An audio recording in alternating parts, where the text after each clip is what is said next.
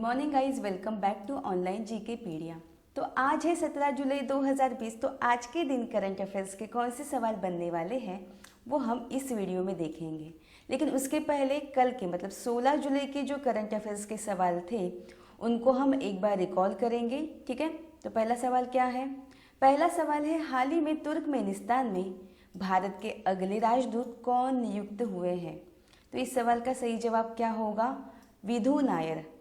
अगला सवाल क्या है, हाल ही में इफ इट ब्लीड्स नामक जो पुस्तक है इसके लेखक कौन बने हैं? तो सही जवाब क्या होगा? Stephen King. अगला है, हाल ही में विश्व युवा कौशल दिवस कब मनाया गया? तो सही जवाब क्या होगा? 15 जुलाई को मनाया गया। हाल ही में बीसीसीआई के अंतरिम सीईओ कौन बने हैं? तो सही जवाब क्या होगा? हेमांग अमीन। अगला है, हाल ही में किस देश ने Chabahar port Zahedan railway line परियोजना के निर्माण से भारत को अलग कर दिया है? तो सही जवाब क्या होगा? ईरान होगा। अगला है, किस संस्थान ने शुद्ध नामक एक अल्ट्रावायलेट सैनिटाइजिंग डिवाइस विकसित किया है? तो सही जवाब क्या होगा? आईआईटी कानपुर। अगला है, किस दिग्गज हॉकी खिलाड़ी को मोहन बागान लाइफ टाइम अचीवमेंट पुरस्कार से सम्मानित किया जाएगा? तो सही जवाब क्या होगा? अशोक कुमार। अगला है, रिलायंस इंडस्ट्रीज लिमिटेड मतलब RIL कितने लाख करोड़ रुपए के मूल्य को छूने वाली पहली भारतीय कंपनी बन गई है? तो इस सवाल का सही जवाब क्या होगा? 12 लाख करोड़ रुपए। अगला है, किसे वॉन करमन पुरस्कार 2020 के लिए चुना है? तो सही जवाब क्या होगा? डॉक्टर के सीवन। और आखिरी सवाल क्या था? तो डिजिटल इंडिया के क्षेत्र में उत्कृष्ट कार्य के लिए किस राज्य को एलिट्स एक्सीलेंस अवार्ड 2020 से सम्मानित किया गया है? तो सही जवाब क्या होगा? छत्तीसगढ़। ठीक है, तो हमारे आज के सवाल क्या है? तो आज का पहला सवाल है, हाल ही में किस राज्य में भारतीय रेलवे भारत का पहला केबल रेल ब्रिज बना रही है? तो इस सवाल का सही जवाब क्या होगा? जो हमारा जम्मू कश्मीर केंद्र शासित प्रदेश है, तो यहीं पे हमारी जो भारतीय रेलवे है वो भारत का पहला केबल रेल ब्रिज जो है वो बना रही है। ठीक है, तो ये जो रेल ब्रिज है वो चिनाब नदी पर बनाया जाएगा, जिसकी लंबाई कितनी होगी? तो 473 कितनी होगी? 473.25 मीटर होगी। ठीक है, और इसे बना रहा कौन है? तो कोंकण रेलवे कॉरपोरेशन है, वो इस पहले केबल रेल ब्रिज को बना रहा है। अब यहाँ पे भारतीय रेल की बात आई है, तो कुछ दिन पहले हमने देखा था भारतीय रेलवे में 2030 तक पूरी तरीके से विद्युतीकरण होगा। ठीक है, डीजल इंजन का यूज़ नहीं होगा। उसके बाद भारतीय रेलवे ने पहली बार गुंटूर से बांग्लादेश को सूखी मिर्च का परिवहन किया है। यह ऐसे पहली बार हुआ है।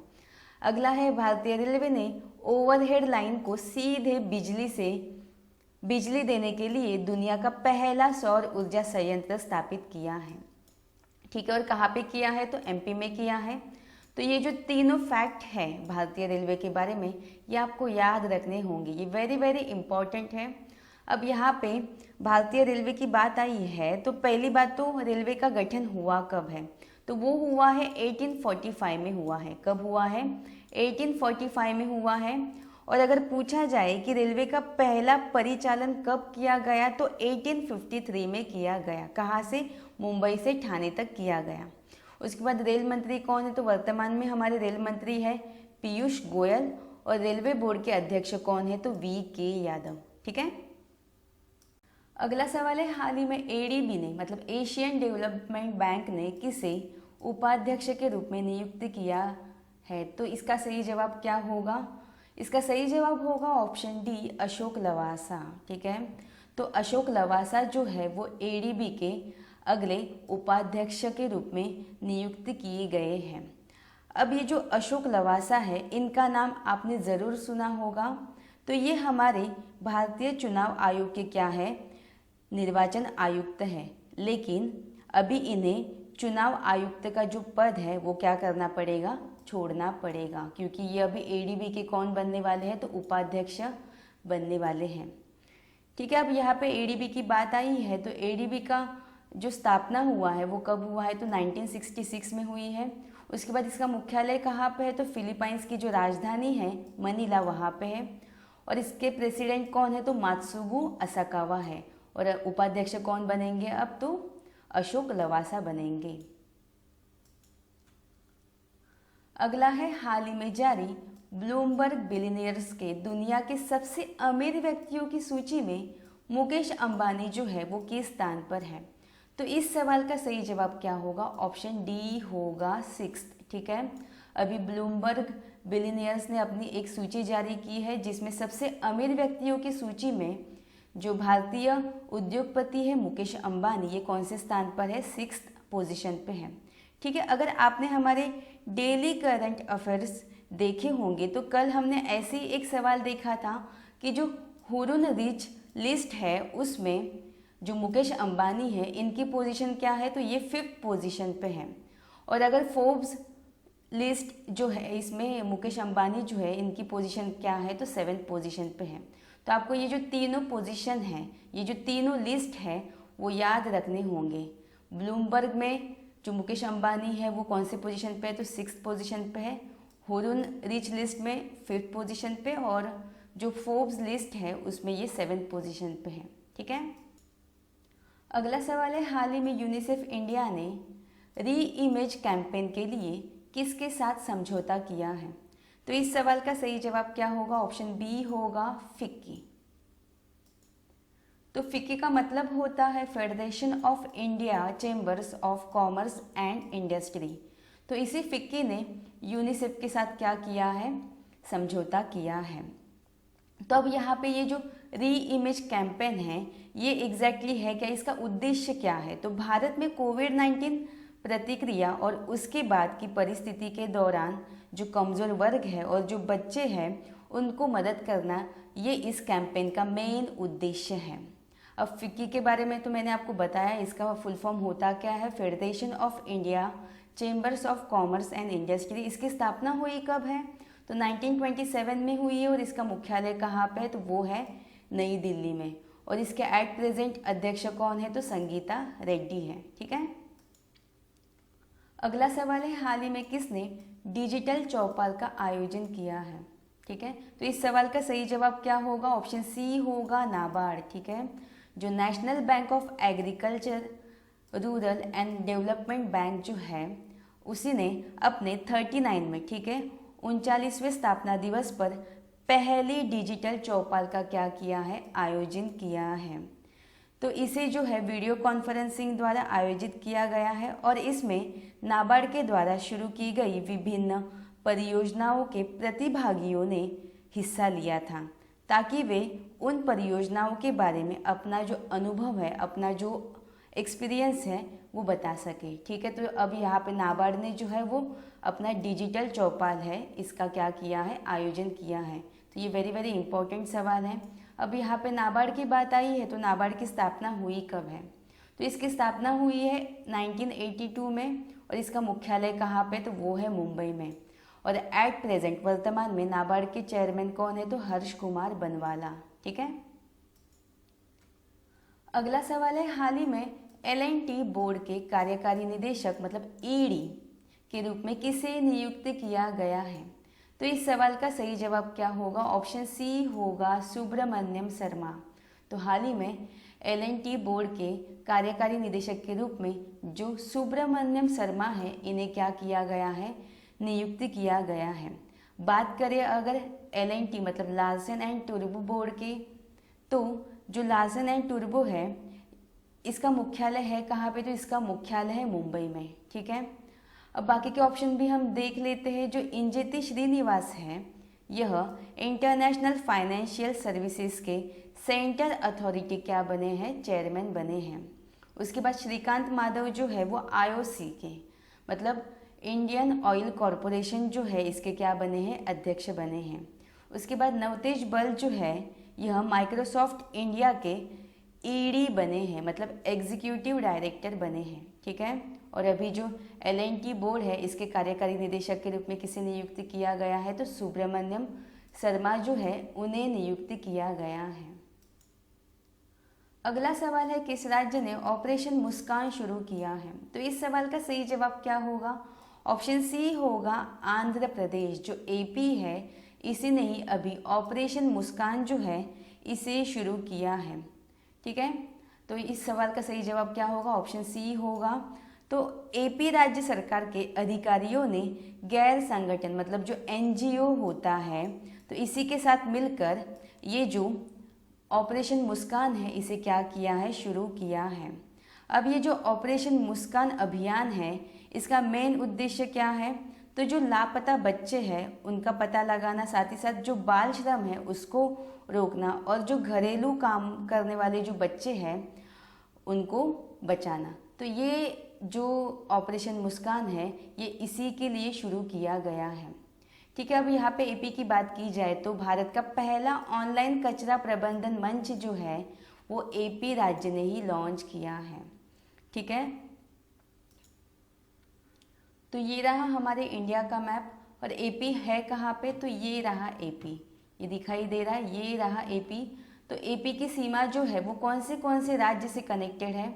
पहला तो है उड़ीसा, उसके बाद है तेलंगाना, फिर है कर्नाटका, उसके बाद है तमिलनाडु और एक है छत्तीसगढ़। ठीक है, मैं वापस बोलती हूँ, उड़ीसा, छत्तीसगढ़, तेलंगाना, कर्नाटका और तमिलनाडु।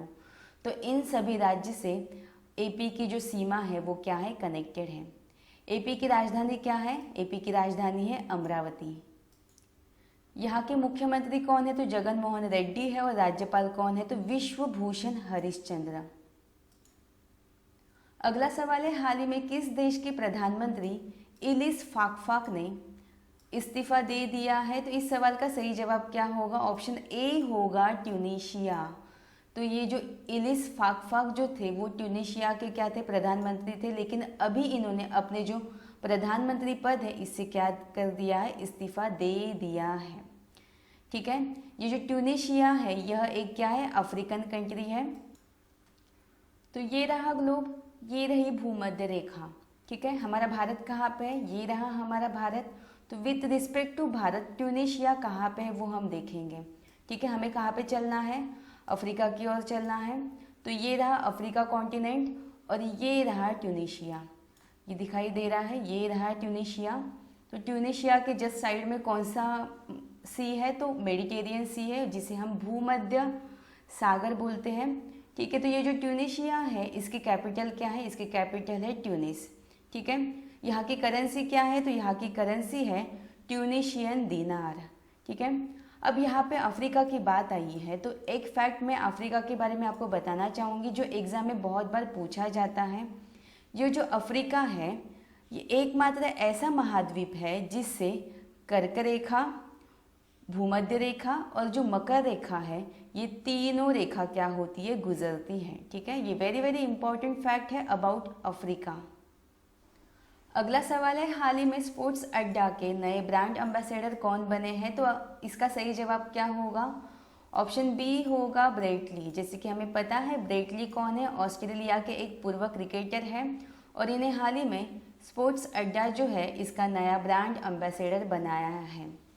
ठीक है, तो ये जो स्पोर्ट्स अड्डा है ये एग्जैक्टली है क्या, ये हमें जानना होगा। तो ये एक भारतीय न्यूज़ प्लेटफॉर्म है जो स्पोर्ट्स के रिगार्डिंग जितने भी न्यूज़ होते हैं वो ये स्पोर्ट्स अड्डा जो है वो प्रोवाइड करता है।